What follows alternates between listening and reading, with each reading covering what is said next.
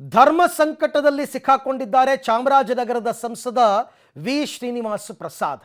ಕಾಂಗ್ರೆಸ್ಗೆ ಬೆಂಬಲಿಸಬೇಕಾ ಅಥವಾ ಬಿಜೆಪಿಗೆ ಬೆಂಬಲಿಸಬೇಕಾ ಅಂತ, ಯಾಕೆ ಅಂತ ನೋಡಿ.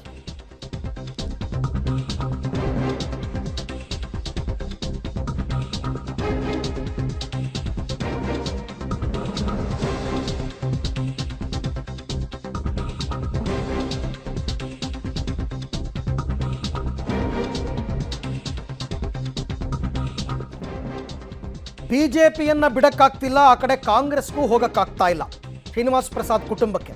ಯಾಕೆ ಅಂತಂದ್ರೆ ಬಿಜೆಪಿಯಿಂದ ಚಾಮರಾಜನಗರ ಟಿಕೆಟ್ ಆಕಾಂಕ್ಷಿಯಾಗಿದ್ರು ಸಂಸದ ಶ್ರೀನಿವಾಸ್ ಪ್ರಸಾದ್ ಅವರ ಅಳಿಯ ಡಾಕ್ಟರ್ ಮೋಹನ್ ಅವರು.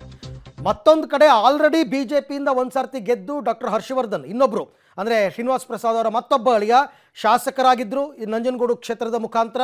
ಅವರು ಬಿಜೆಪಿನಲ್ಲಿದ್ದಾರೆ.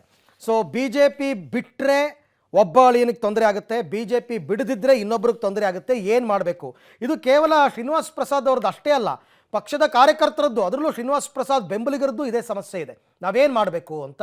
ಬಟ್ ಶ್ರೀನಿವಾಸ್ ಪ್ರಸಾದ್ ಅವರು ಅನಾರೋಗ್ಯದ ನೆಪ ಒಡ್ಡಿ ನಾನು ಈ ಬಾರಿ ಚುನಾವಣೆಗೆ ಸ್ಪರ್ಧೆ ಮಾಡಲ್ಲ ಅಂತ ನಿವೃತ್ತಿಯನ್ನು ಪಡ್ಕೊಂಡಿದ್ದಾರೆ. ಆ ಸಂದರ್ಭದಲ್ಲಿ ಅವರು ಮಾತನಾಡಿದಂಗೆ ಇನ್ನೂ ತುಂಬ ಚೆನ್ನಾಗಿ ಜ್ಞಾಪಕ ಇದೆ.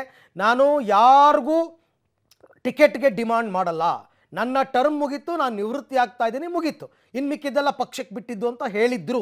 ಬಟ್ ಒಳಗೊಳಗೆ ಚಾಮರಾಜನಗರದ ಲೋಕಸಭಾ ಕ್ಷೇತ್ರಕ್ಕೆ ಅವರ ಅಳಿಯ ಡಾಕ್ಟರ್ ಮೋಹನ್ ಅವರು ಪ್ರಯತ್ನ ಪಟ್ಟಿದ್ದು ನಿಜ. ಅವ್ರಿಗೆ ಟಿಕೆಟ್ ಸಿಗಲಿಲ್ಲ, ಬಾಲರಾಜು ಅವರಿಗೆ ಟಿಕೆಟ್ ಸಿಕ್ತು. ಹಾಗಾಗಿ ಶ್ರೀನಿವಾಸ್ ಪ್ರಸಾದ್ ಅಸಮಾಧಾನಗೊಂಡಿದ್ದಾರೆ ಅಂತಕ್ಕಂಥ ಒಂದು ಲೆಕ್ಕಾಚಾರ ಇದೆ. ಸೊ ಹಾಗಾಗಿ ಕಾಂಗ್ರೆಸ್ಗೆ ಬೆಂಬಲ ಕೊಡಬೇಕಾ ಅಥವಾ ಬಿ ಜೆ ಪಿಗೆ ಬೆಂಬಲ ಕೊಡಬೇಕಾ, ಏನು ಮಾಡಬೇಕು ಅಂತಕ್ಕಂಥದ್ದು ಒಂದು ಪ್ರಶ್ನೆ ಇದೆ. ನಿಜ, ಕಾಂಗ್ರೆಸ್ನ ರಾಜಕೀಯದಲ್ಲಿ ಶತ್ರುಗಳು ಮಿತ್ರರು ಅಂತ ಯಾರೂ ಇಲ್ಲ.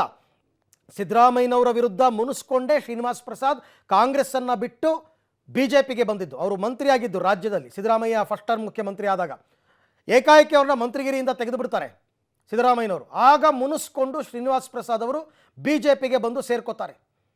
ಸೊ ಹಾಗಾಗಿ ಆ ಮುನಿಸು ಮೊನ್ನೆ ತನಕ ಮುಂದುವರೆದಿತ್ತು. ಬಟ್ ಕಾಂಗ್ರೆಸ್ಗೆ ಬೆಂಬಲ ಕೊಡ್ತಾರಾ ಇಂಥ ಸಂದರ್ಭದಲ್ಲಿ ಗೊತ್ತಿಲ್ಲ. ಈ ಬಗ್ಗೆ ಮತ್ತಷ್ಟು ಮಾಹಿತಿ ನನ್ನ ಕೊಲಿ ಕೆ ಪಿ ನಾಗರಾಜ್ ಅವರಿಂದ ಪಡ್ಕೊಳ್ಳೋಣ. ಕೆ ಪಿ, ಈಗ ಶ್ರೀನಿವಾಸ್ ಪ್ರಸಾದ್ ಅವ್ರನ್ನ ಕಾಡ್ತಾ ಇರೋ ಧರ್ಮ ಸಂಕಟ ಏನು, ಅದಕ್ಕೇನಾದ್ರು ಸದ್ಯಕ್ಕೆ ಪರಿಹಾರ ಇದೆಯಾ ಅಂತ? ಅರವಿಂದ್, ಮೈಸೂರಿನಲ್ಲಿ ದಿಢೀರ್ನೇ ರಾಜಕೀಯವಾದಂತಹ ಕ್ಯಾಲ್ಕುಲೇಷನ್ಸ್ಗಳೇ ಬದಲಾಗ್ತಾ ಇದ್ದಾವೆ.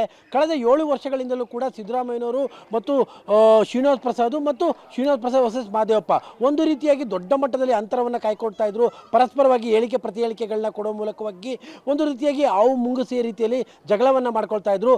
ಆದರೆ ಈಗ ದಿಢೀರ್ನೇ ಬದಲಾಗಿರುವಂಥ ಕ್ಯಾಲ್ಕುಲೇಷನ್ಸಲ್ಲಿ ಈಗ ಸಿದ್ದರಾಮಯ್ಯನವರ ಟೀಮೇ ಒಂದು ಹೆಜ್ಜೆ ಮುಂದೆ ಇಟ್ಟಿದೆ. ಈ ಮೂಲಕವಾಗಿ ಶ್ರೀನಿವಾಸ್ ಪ್ರಸಾದ್ ಅವರ ಜೊತೆಗೆ ಸ್ನೇಹವನ್ನು ಮಾಡೋದಕ್ಕೆ ಅದು ಪ್ರಮುಖವಾದಂತಹ ಕಾರಣ. ಮೈಸೂರು ಮತ್ತು ಚಾಮರಾಜನಗರ ಲೋಕಸಭಾ ಚುನಾವಣೆಯಲ್ಲಿ ಕಾಂಗ್ರೆಸ್ಸನ್ನು ಶತಾಯಗತಾಯ ಗೆಲ್ಲಿಸುವ ಉದ್ದೇಶದಿಂದ ಈಗ ಶ್ರೀನಿವಾಸ್ ಪ್ರಸಾದ್ ಅವರ ಜೊತೆಗೆ ಒಂದಾಗುವಂಥ ಒಂದು ಕ್ಯಾಲ್ಕುಲೇಷನ್ ನಡೀತಾ ಇದೆ.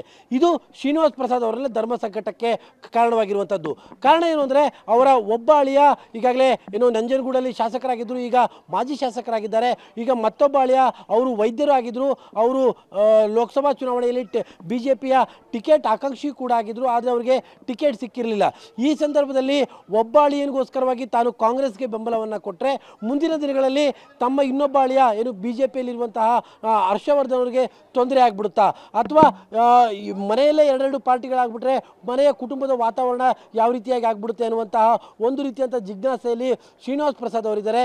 ಸದ್ಯಕ್ಕಂತೂ ಸುನಿಲ್ ಬೋಸ್ ಈಗಾಗಲೇ ಮಹದೇವಪ್ಪ ಅವರ ನಿರ್ದೇಶನದಂತೆ, ಸಿದ್ದರಾಮಯ್ಯನವರ ನಿರ್ದೇಶನದಂತೆ ಶ್ರೀನಿವಾಸ್ ಪ್ರಸಾದ್ ಅವರನ್ನ ಭೇಟಿ ಮಾಡಿ ಆಶೀರ್ವಾದವನ್ನು ಕೂಡ ಪಡೆದುಕೊಂಡಿದ್ದಾರೆ. ಅವರ ತೀರ್ಮಾನ ಏನು ಅನ್ನುವಂಥದ್ದು ಇವತ್ತು ನಾಳೆ ಒಳಗಡೆ ನಿರ್ಧಾರವಾಗುತ್ತೆ. ಅರವಿಂದ್, ಓಕೆ, ಸಿದ್ದರಾಮಯ್ಯನವರು ಮುನಿಸನ್ನ ಮರೆತು ಶ್ರೀನಿವಾಸ್ ಪ್ರಸಾದ್ ಅವರ ಜೊತೆ ಅವ್ರನ್ನ ತಮಗೆ ಬೆಂಬಲ ಕೊಡುವಂತೆ ಕೇಳ್ಕೊಂಡಿದ್ದಾರೆ ಅಂತಂದ್ರೆ ಇವರು ಕೂಡ ಏನಾದ್ರು ಒಂದು ತೀರ್ಮಾನ ತಗೋಬೇಕಾಗುತ್ತೆ. ಏನು ತಗೋತಾರೆ ಅಂತ ನೋಡ.